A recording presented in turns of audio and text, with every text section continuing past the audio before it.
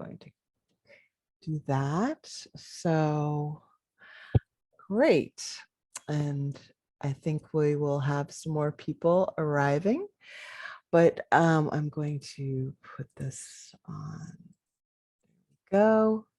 So welcome, welcome. It's 12 o'clock and I like to reward the people who are on time because we have a lot to do today.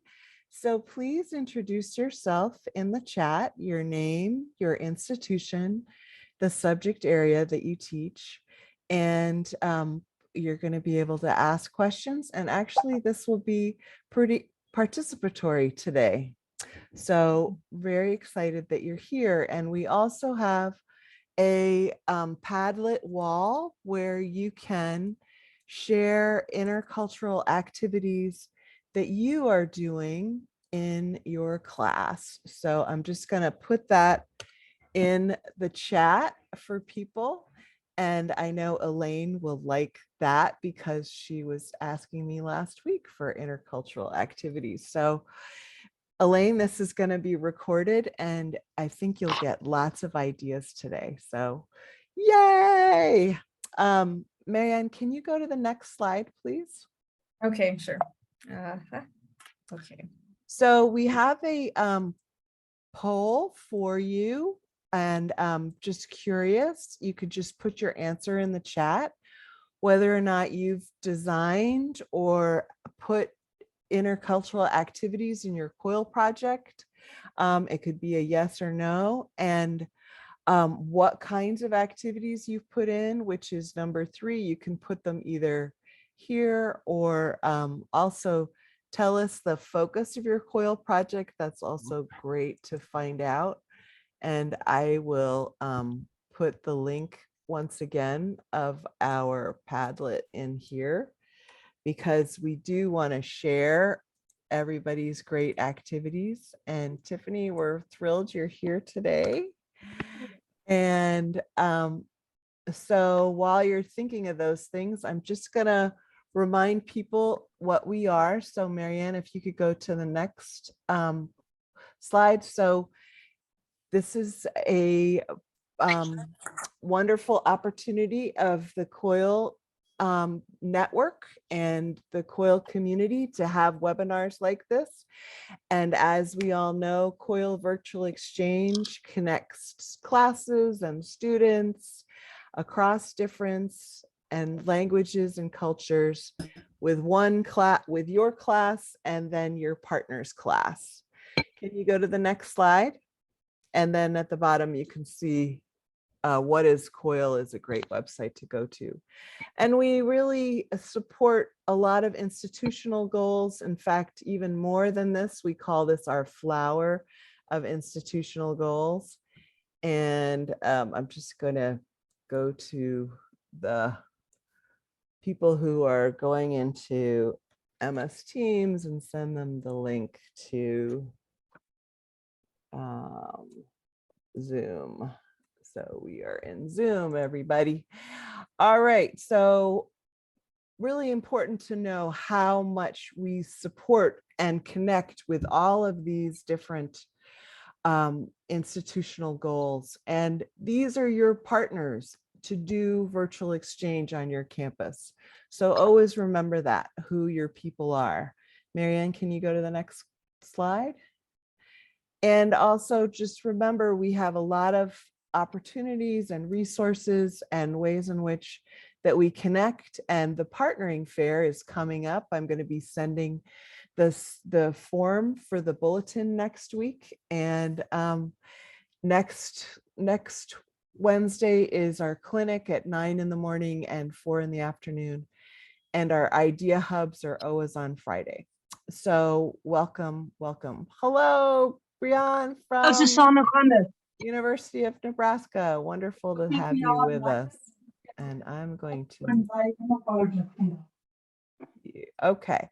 So Marianne, can you go to the next slide, please?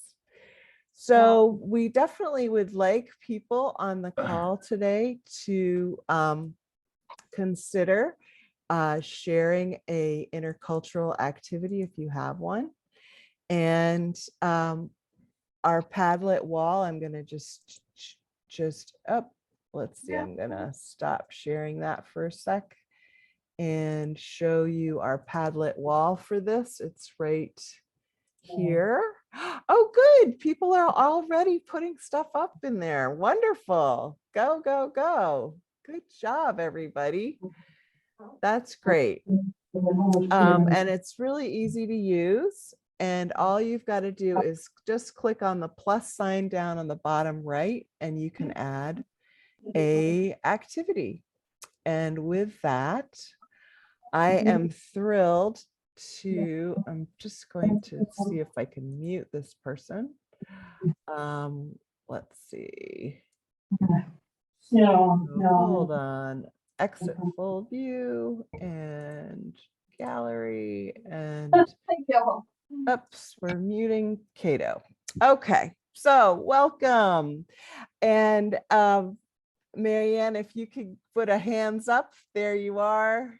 And we're thrilled to have you today. Mariana and I presented together at a University of Padua event last spring. And when I heard her speak, I thought, oh my gosh, this is something the COIL community could very much benefit from. And especially as school is starting for some of us, this is a great time for people to have this opportunity. So with that, I'm going to give the floor over to Marianne. And please know this event is really all about participating and asking questions. And I will make sure to focus on the chat. And we are thrilled to have you here today. So take it away, Mariana. Oh, thank you, Hope. And hello, everyone. My name is Marian Aranata. Thank you for having me here and for trusting me. So I'm currently taking my PhD at the University of Padua, but I'm a local, although I'm now a local of Padua in Italy. I spent most of my life in a suburb in Metro Manila in the Philippines. And I'll talk more about that later, but at least you know that I'm really from the global south. Now I'm studying in the global north, but still focused on the global south. So that's really important for me to mention. But I'm really happy to be here. I'll also be sharing with you a lot of my experience teaching in secondary school. So I'm mainly a secondary school teacher. I've been teaching since 2013. And a lot of my experience is setting up exchanges between my students in secondary school and also students from other schools, so like partner schools. I keep forgetting the name of the school, but we had a school in Nagasaki and then a school also in Nigeria. So this is also based on my experience in the university setting. So I hope you learn a thing or two from this seminar. So again, hello, hola, kumusta, komestai, komestas. Okay, so very different. And so the objectives of this talk, I'll try to fit everything in 40 minutes, is to just give you examples of intercultural learning activities. So I know as educators or instructors or facilitators, it's also very difficult to plan because you don't know what kind of activities to design or to include. So I want to give you some ideas for activities, as Hope mentioned earlier. And I'll be dividing them according to the flow of a lesson. So for those of you who have experience designing a lesson plan, this might be familiar to you. So when we design, we have what you call like a hook or a warm-up every lesson. And then you have the lesson proper, and then you have a synthesis, and of course, assessments. And that's how I'll be presenting these activities. And I'll also include some points for consideration at the end. Okay, and you can ask questions in the chat or raise your hand anytime. Okay, so let me move on. I want to really stress the importance of intercultural exchange, not just as a learning activity, but a paradigm. And I'm really glad that all of you are here because so right now I'm doing my research on e-learning and sustainability. And actually, when we talk about sustainability issues, it's not just about ecological sustainability, but social sustainability. And that means that we need more spaces of exchange where we talk about important social and ecological issues from diverse backgrounds, from diverse experiences. And so COIL, or virtual exchange, is also important for someone like me who's doing research on sustainability. So intercultural exchange should be a paradigm in our universities, in our educational centers, or in our schools.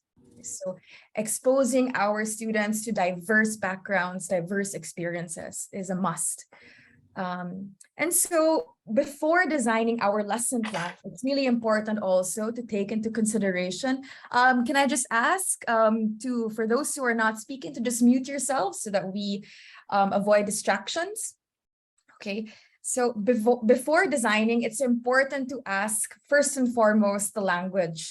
I'm doing research on teaching international students, and this research paper, I can share with you the link later on, by Safipour. They did a systematic literature review on the experience of teaching international students. And of course, a major block or a major difficulty is language. So the proficiency of students. So it's important for us to know the proficiency of our students and also the students of the partner school, of the partner university. Okay.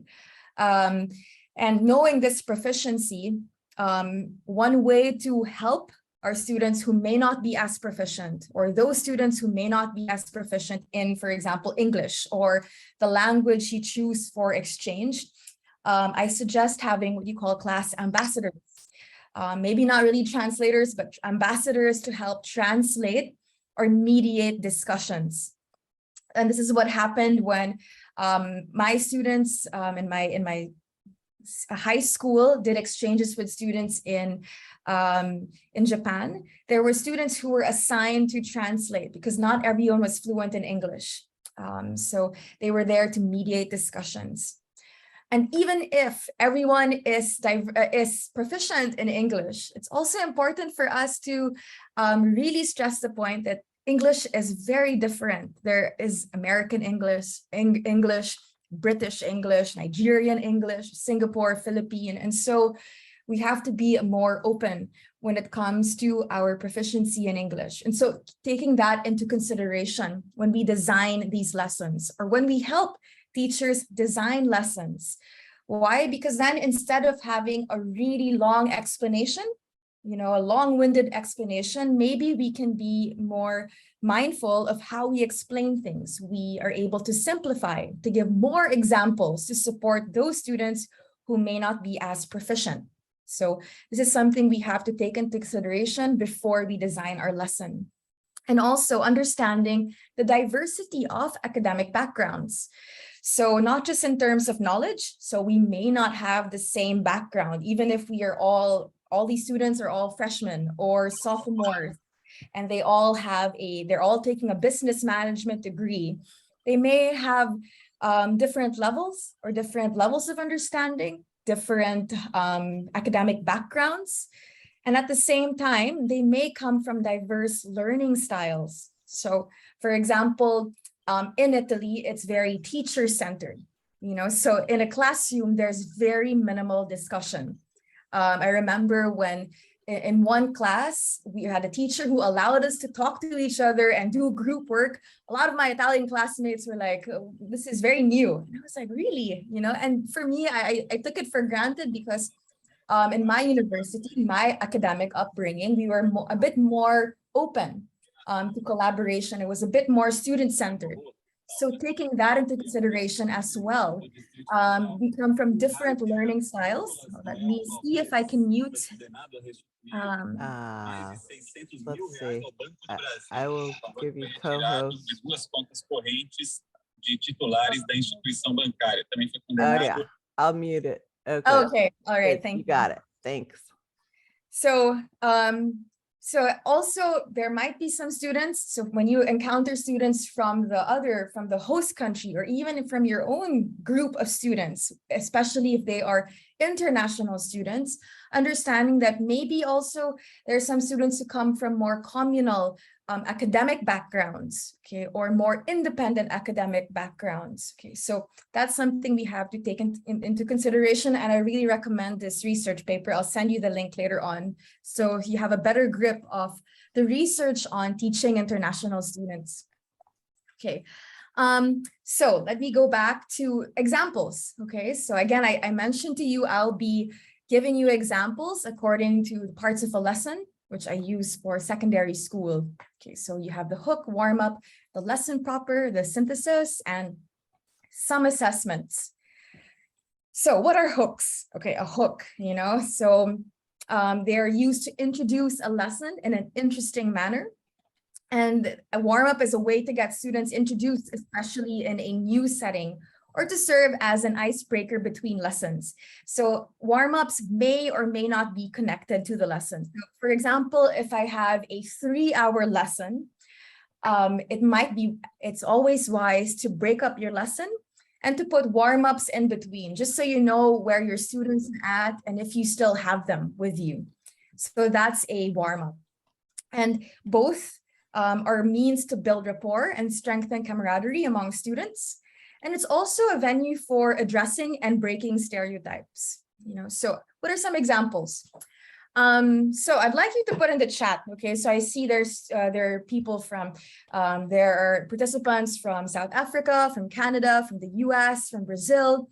I'd like you to share, for example, a famous proverb from your region or country that is related to money. Okay, so maybe if you can put the actual proverb and then put the English translation. And this is an example, and I'd like to ask all of you to do that now. Think about it.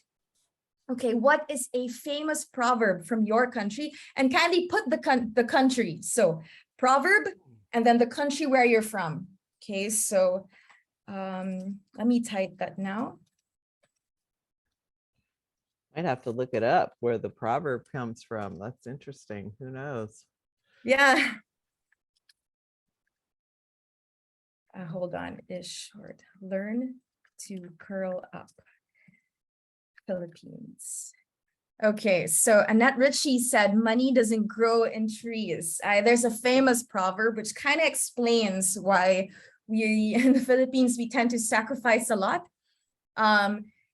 If the blanket is short, learn to curl up, you know, so we're always taught to endure and be resilient, you know, and not aim higher.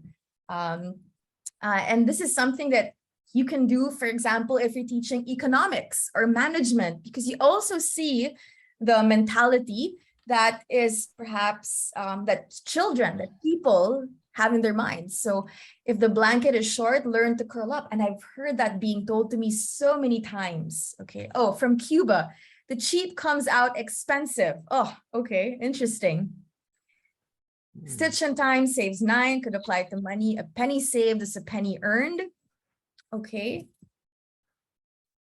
And it's also, and what I like about this activity, and doesn't only have to apply to money, it can also apply to work.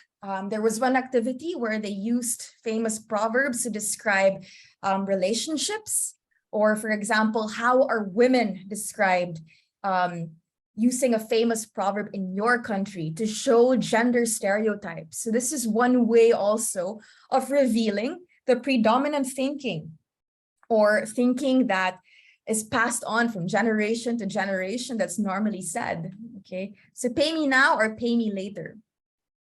The good is the excellence and interesting, you know. And so with this short activity, we don't have time for this, but for example, if you divide the class into groups, you can have them in groups share a famous proverb.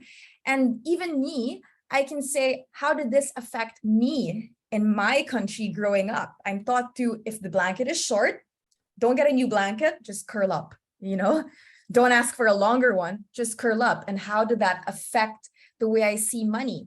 So I am able to reflect on my upbringing, and I'm also able to introduce that to other people. So in those small groups, you can ask people to share these famous proverbs. And so you also know the background of the people of your students, and the students know each other's background. So time, quality, quantity, pick two. I like this one. Okay. So yes. So we have a lot of examples. So then famous proverb, again, it doesn't have to be just about money or work. It can be a lot of things depending on your subject area. Okay.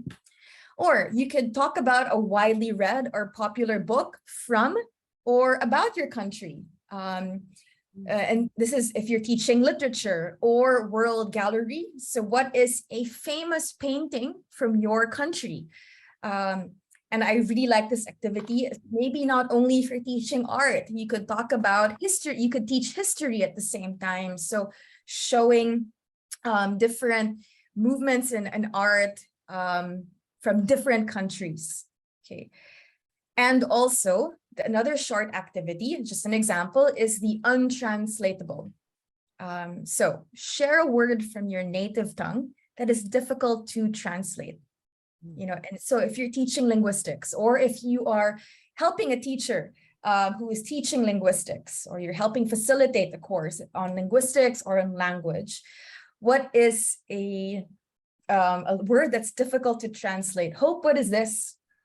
Oofta. I got it from my brother-in-law who's from North Dakota, and it's always like, oh, too much food, or I love that. oofta. Okay. I think it's Norwegian. I'm not sure. Okay. Uffa in Italian, like boh. Okay, I now I know this. Like bah is so hard to translate. I hear it all the time. Like, bah. They don't know bah. So, Chiara Descent, yes. A word, for example, in my native tongue. Well, although my native tongue is English, but Filipino is gigil. Like I have a twin brother and I have a nephew. And when I see my nephew, I just want to eat him, So we have a word for something that's so cute, you want to eat it, So that's gigil, and so, and it's really interesting to see what words are important in the language, So for example, we also have a word for eating something without rice. So rice is very important in Filipino culture. When you eat a meal without rice, we actually have a word for that meal. And so this reveals what is so important in any culture.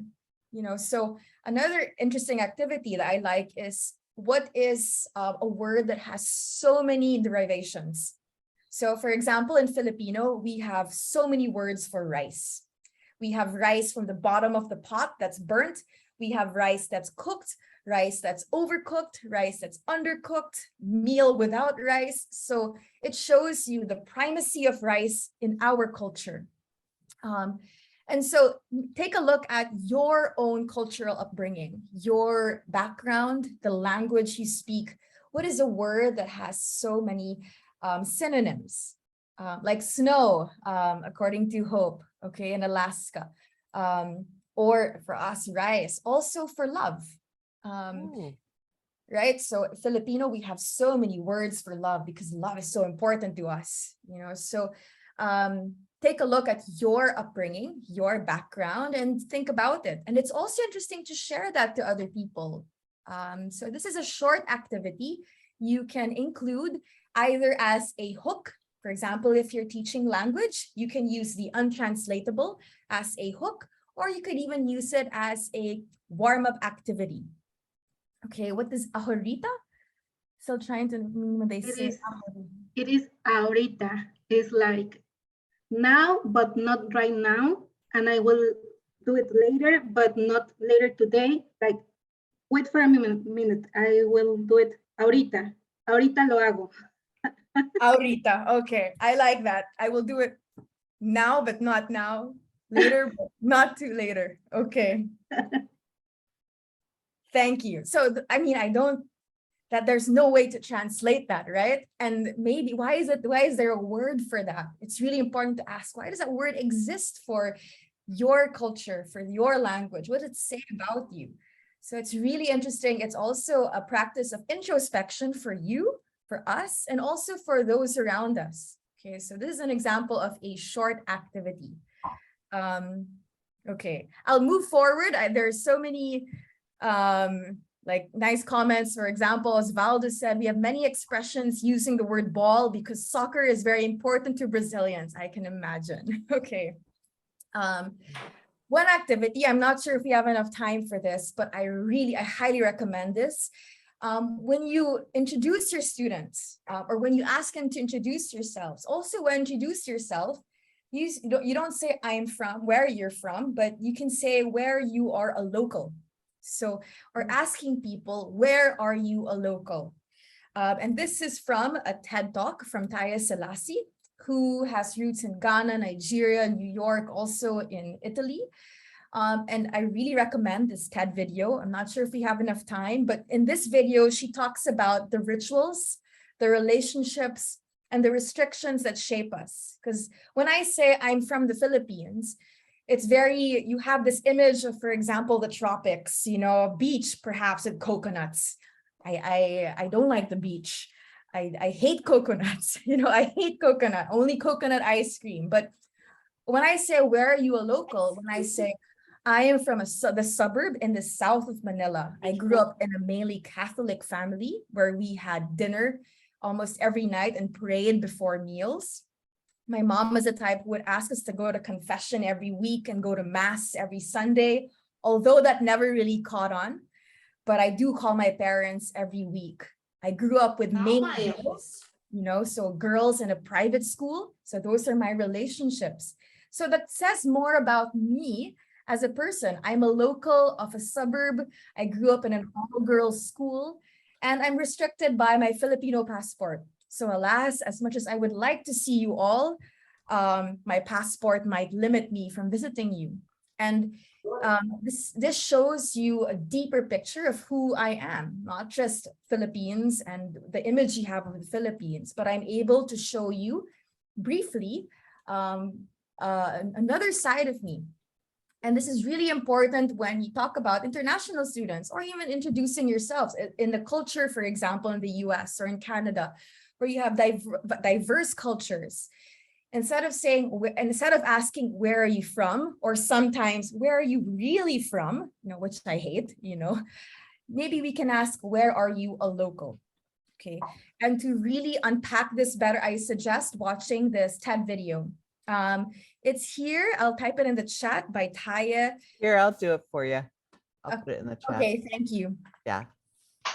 And it's really important when in an international context, when you're in an international context.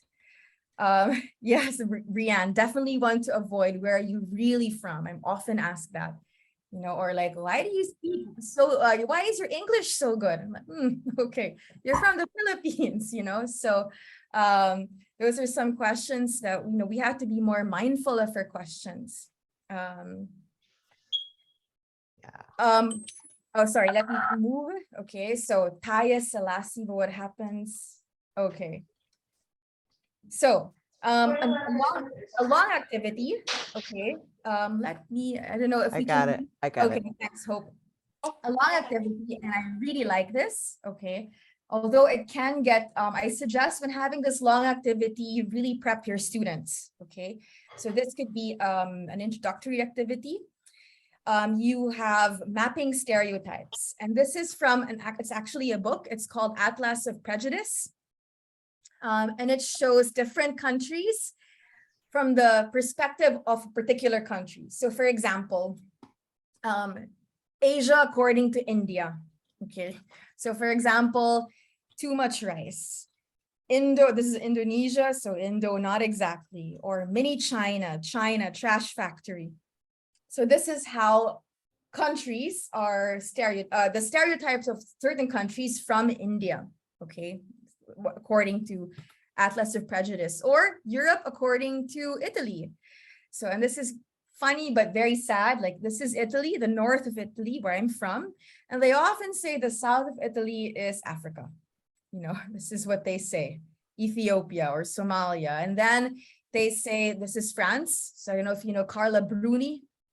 So they say France is the Bruni Empire. They say this is Italian dialect. So it shows different stereotypes. And this is interesting, not because we want to promote these stereotypes, but because we want to have these stereotypes emerge. Because when, for example, I say I'm from the Philippines. What is your stereotype of people from the Philippines? If you say that you're from the University of Pretoria in South Africa, what is my stereotype of people from South Africa? And can we talk about it? Can we have these stereotypes emerge and talk about it in a, not just a safe space, but a brave space where we are able to talk about it and help each other through these stereotypes in a place where we don't really judge each other?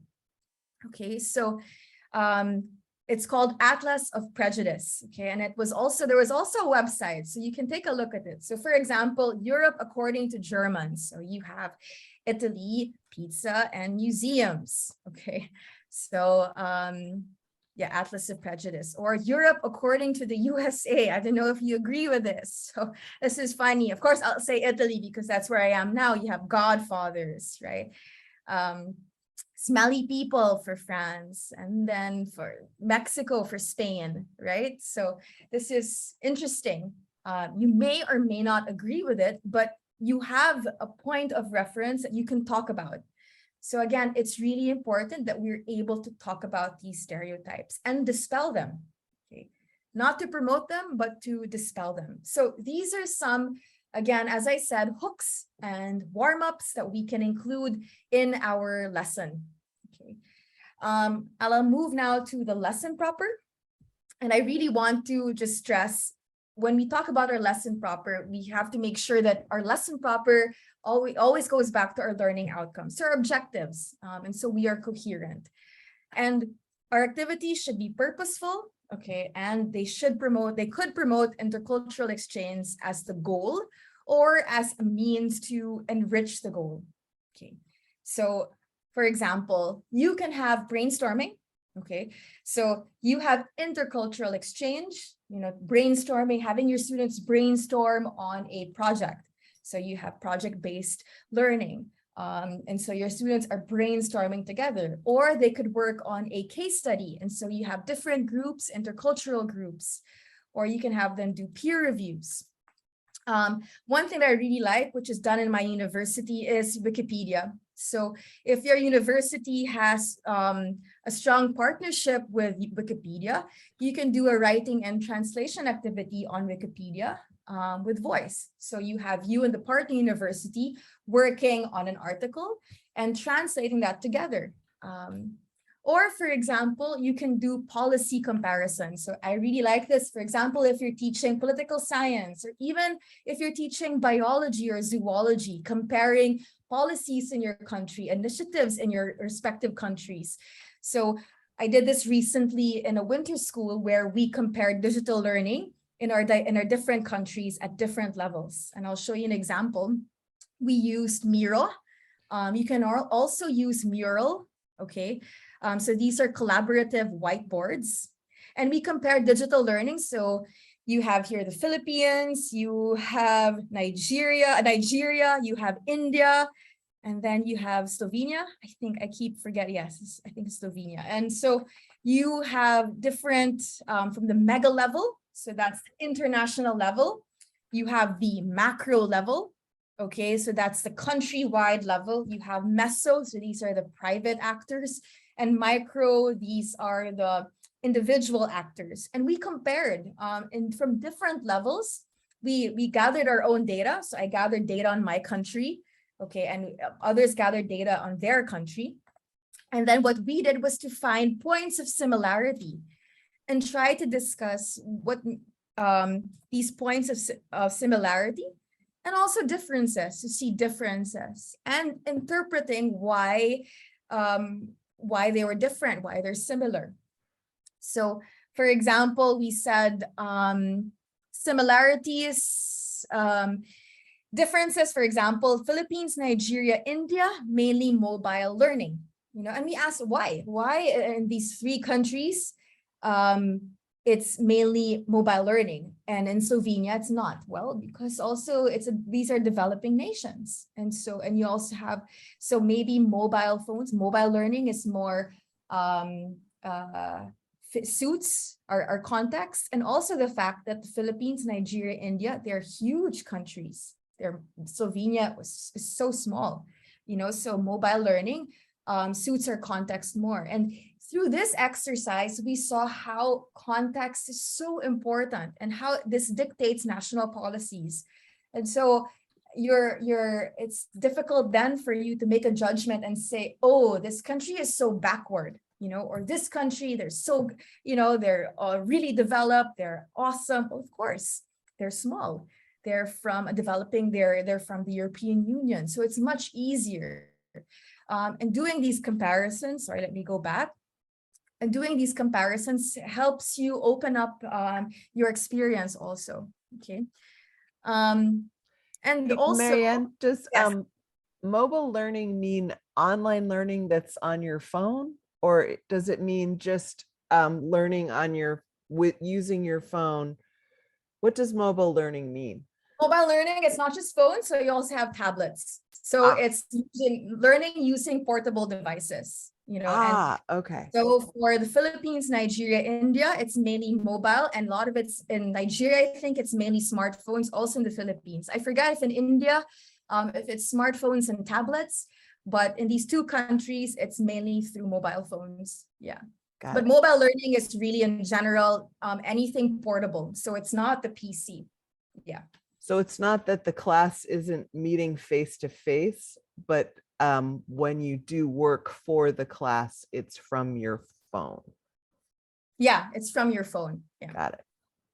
So so we had to compare, and at the same time you ask why, so similarities and differences, and trying to come up with just an interpretation, and it may or may not be right.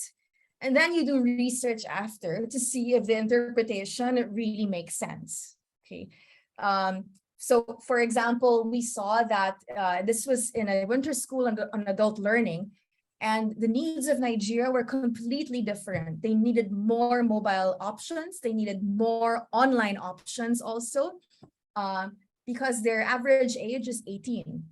So you have a really young population, more people who need to go to school. So you need to democratize, in a way, education. You have to make it more available, and you have a shortage of teachers.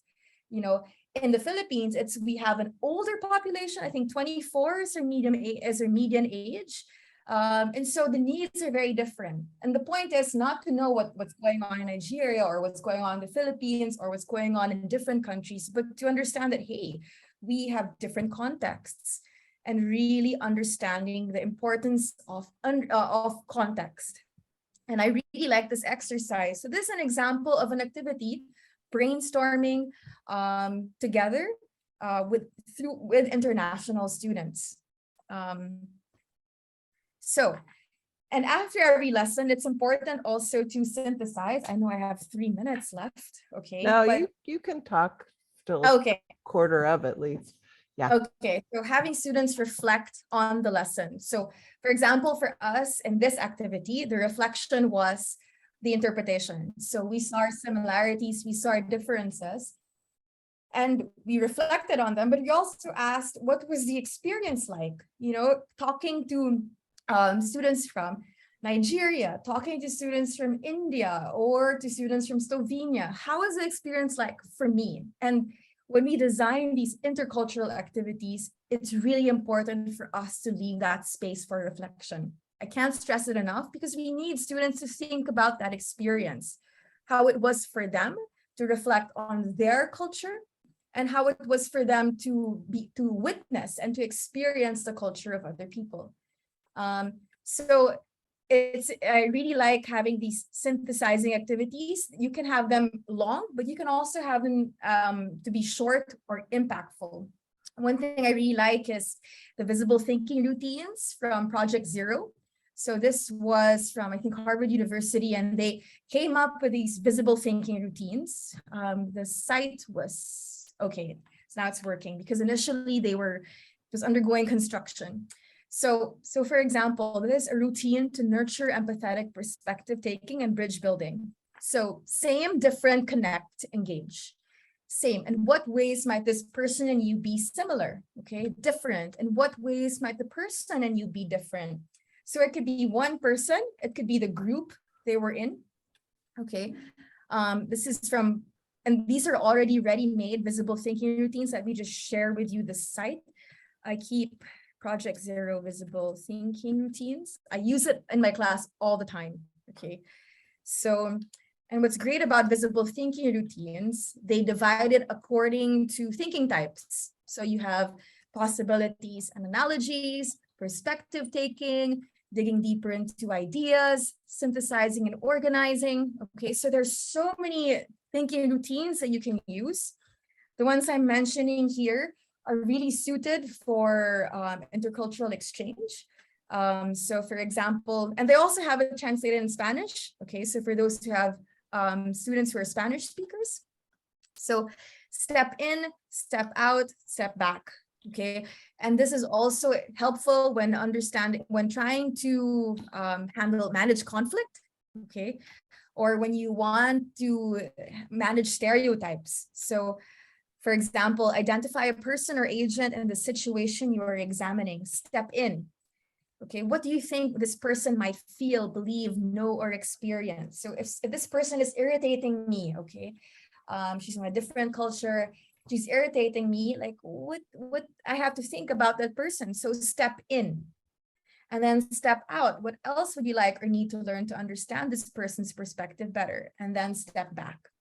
So another thinking routine, I won't go too much into it, but these are some examples you can use to synthesize your lesson or to have students reflect on their intercultural experience, because it's really important that we give them that space to reflect. Okay, so I was just looking at the chat. So before I go to assessment, let me backtrack to the examples for the lesson proper. So I gave you an example of brainstorming. Even for case studies, if you have a specific case, you can have students work on it together. So if you have students, for example, from Brazil and students from the US working together, you can do a particular case from each country, and you can study that case together, with your students, or you can have them do a peer review. Okay, unveiling stories. This is another visible thinking routine from Harvard University. Okay, so I love visible thinking routines. I think I've converted so many teachers with this. So if you're teaching, for example, a subject, like for example, English, okay, or you're teaching literature, what is the story? Okay, and then you ask, what is the human story? What is the world story? And what is the new story? What is the untold story? So for example, I talk about current events. Recently in the Philippines, August 16 was the anniversary of the death of the student who was killed during the drug war of our former president. So what is the story? You have a 16-year-old kid named Kian de los Santos who was killed during the president's drug war. But what is the human story? Okay, and then what is the world story? It may have happened in the Philippines, but what is the world story that perhaps allowed something like this to happen? And what is the new story a year after? What is the new story? But also, what is the untold story? When you talk about this, what are other stories that are not told in this snippet of the news? And here you also see the plurality of ideas and also the layers of meaning. And this doesn't only apply. And what I like about visible thinking routines, they tell you where you can use it. Okay, so there are some examples here for the human story that led to the contamination of the Mexican Gulf begins with our dependence on fossil fuels, or something like that. So I suggest that you take a look at visible thinking routines and see what you can use in your classrooms. Okay, so this is actually something that you can use for a lesson. Okay, this is a lesson in itself. And you can have your students in a COIL work on this together. Okay, so I think that's it for the lesson proper. And I'll move to assessment. I don't have much for assessment because I really don't like assessing these intercultural activities, but sometimes you need them for credits and all of that. But I think reflection, having them write a reflection paper is a great assessment already. And I always do this for my students. What's your fire? Okay, it's so simple, but it's already a way to gather their insights. What were your feelings? What were your insights and realizations? And what were your noteworthy experiences? Okay, so, and I can just ask them, what is your fire all throughout these 4 or 5 weeks of exchange? So, and I think that's already not a loaded question, but that's a rich question that can elicit really rich answers. Okay, so for me, that's one assessment. Aside from brainstorming or the case studies that you can have your students do. But also some points for consideration. Groupings. Will they be mixed all the way, or will they do it in parts? So for example, when I say in parts, for this winter school that we had for adult learning, initially we were with our with students from the same cultural background. Okay, so students from Nigeria were grouped together to do research on their country. Students from the Philippines, I was the only one though, and then there were students from Malaysia, also from Italy. So first they did research on their country, and then eventually they were mixed into different groups. Okay, so, or for example, at the beginning of the lesson, we were in our own groups, but then eventually we were made to go into these mixed groups. Okay, so I think that's helpful also, so that you also know the people you're going to work with, people from your same cultural background, especially since we were all new in that course. We didn't know anyone. Okay, and then we were able to mingle with the rest.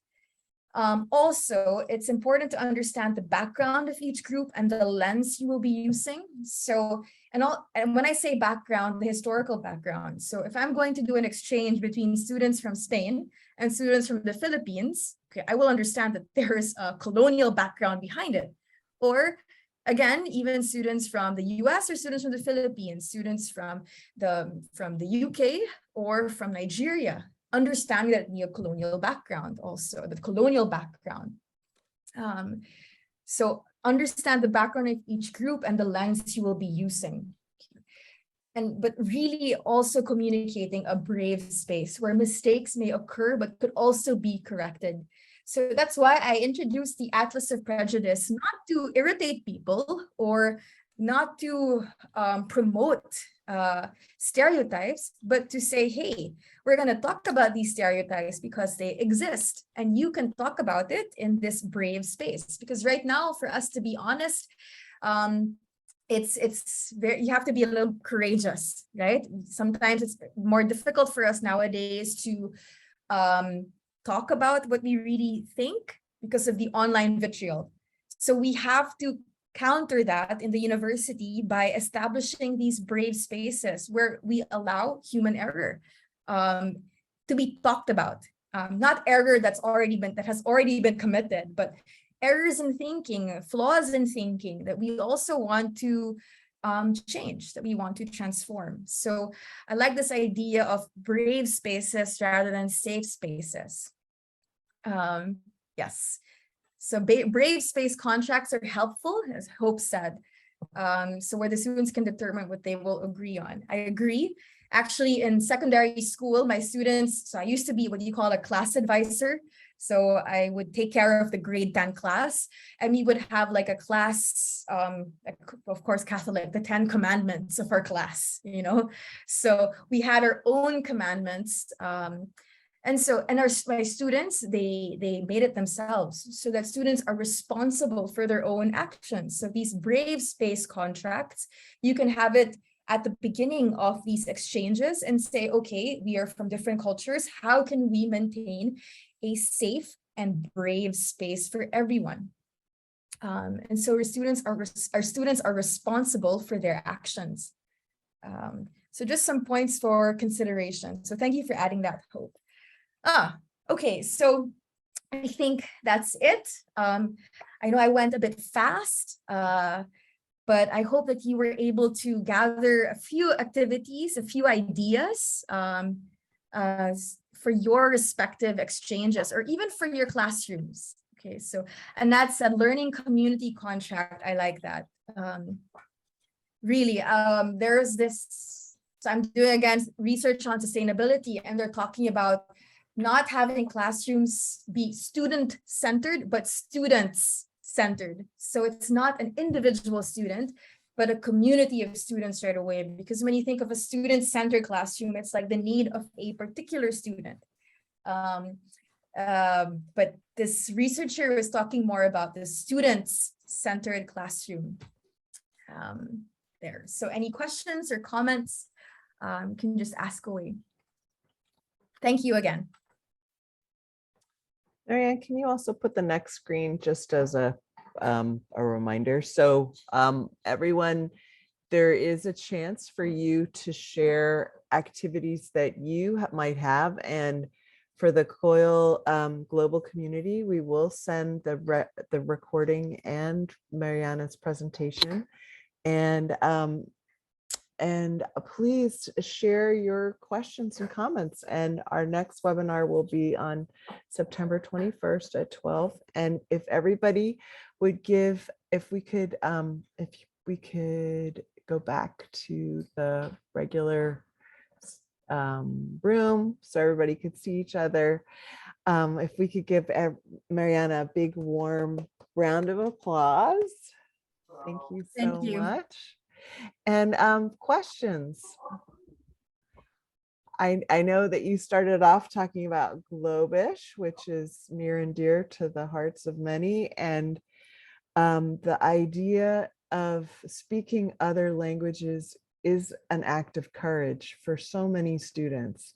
And that is something we definitely need to remember in this project. So as we continue to do virtual exchange. Does anyone else have a question or comment?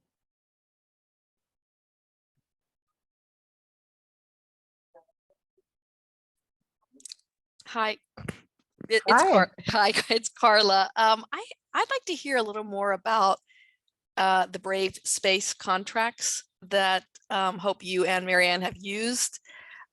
We at my college, we do a lot of work with universities in El Salvador, so they're actually not part of the COIL network. And I want to work with my students about prior to doing any COIL activities around these stereotypes that exist, specifically with the Central American countries. So I like this idea of a brave space contract, and I wonder if you could share a little bit more.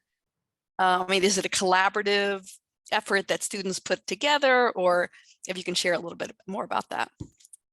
So I'll first talk about like the contracts, the class contracts that we do with my students. So at the beginning of the school year, we come up with rules that are like, what's important to you in this classroom? So what's important in your learning? So they first list that. And what are the rules that you would like to set to make sure that that learning is actualized? So that's usually like, so you have them reflect first on what's important to them. And then after you construct the rules. So it's not just, okay, think of these rules. You have them reflect first. So you'll really see a lot of reflection. And so, for example, in Brave Spaces, you can ask your students, and I've asked my students, like, what are you afraid of when interacting with students from another culture? So afraid of when it comes to yourself, or and afraid of like when it comes to them. And then what are some, not really rules, but what are some codes, or we say commandments, but maybe that's a little more like, it depends on the connotation.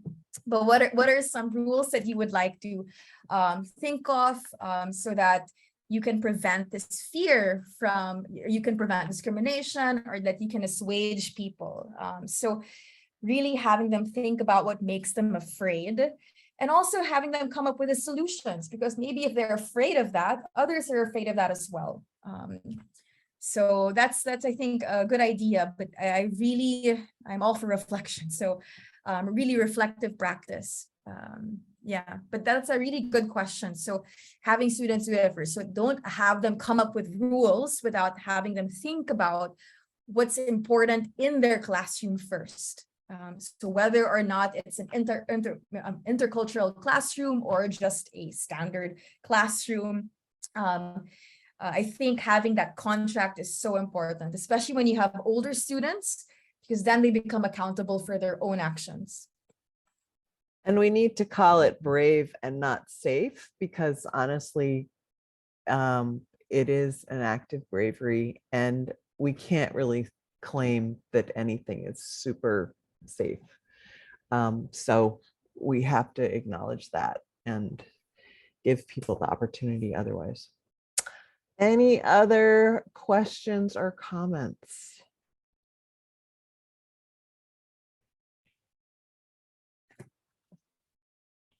I love all of the Harvard tools that you talked about, Mariana. I love it. It's Seems always like an difficult. endless supply. Yeah, I don't know, for those who are teaching, like it's always difficult for me to think about like reflection questions. And then when I came across these like visible thinking routines, I was like, yes, all I have to do is just use these questions. So, like even like know, wonder, learn, what I didn't know, what I know now. So there are a lot of things that you can gather from there. Ooh. Do I ever do guest presentations for others? I'm more than willing to, yeah. Okay, great. And So yeah, something like I learned a lot from secondary school. So I love teaching it. I know that we're mostly from universities now. I'm now based in the university because I'm doing a PhD, but then a lot of these activities I got from my secondary school co-teachers, even primary school co-teachers. So a lot of them have these great ideas. So I really suggest that we also sit in with these classes with secondary school teachers. Yeah. so I have one more question. Yes, go. The Moreau project that you shared with us, how much time do you give to that? Because it was pretty complex as to what you were showing us. And so I just was wondering how much time is that one afternoon, or like for homework, or do you do that face to face, or how do you have all the students working together in that kind of Moreau situation? This, I'm just going to pull up the slide from what you were showing. It was this, right? Yeah. So actually this one, it was part of a winter school. So I was a student in this setting, but I learned so much, and this is something I can use for my own classes. At the beginning, we had to do our own research on a particular topic. So this was a winter school on adult learning.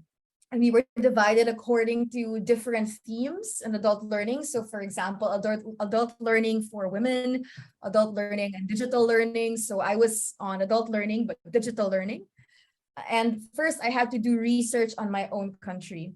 And I was grouped. I should have been grouped if there were other Filipinos, but I was the only one. So I did research on my country first. So there was about 2 days of just doing a quick literature review. And then the others, like there were colleagues from Nigeria, they were two. They did research together, and then 2 from Slovenia, and then 1 from India. And so first we did research on our particular countries, and then this exchange was about 2 days. So this brainstorming using murals, so these collaborative whiteboards, was 2 days. Because first we had to put all the information together on the first day. Yeah. And then you did some reflection time with it. And then the second day was like reflection. Yeah. So what's nice is that you can zoom in and zoom out with all that information. So great. Yeah, and it's really interesting to see, like, for example, I didn't realize how big India was. I know it's big, but then this is the first, actually, it was the first time we actually put our 4 countries together. And you could see the diversity and even the problems just by putting these 4 countries together, Slovenia, Nigeria, India, and the Philippines, and seeing how diverse and how problematic and how even Right. how much potential there is, you know. So, and even for some, like my colleague from India didn't know that the Philippines is an archipelago. So she said, I didn't know you had so many islands. I said, yeah, you know, so it was really interesting. So just that alone was an eye-opening experience for me. Yeah. And good for everybody to have a chance to research and then reflect on each other's answers. So Exactly. great.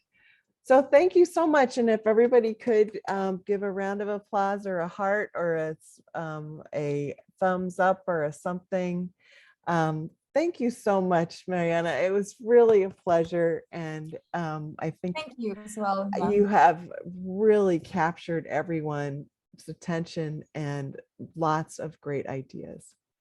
So have a great rest of your day or your evening, everyone, and we'll see you soon. And I'm going to stop the recording and we will be sharing that with you.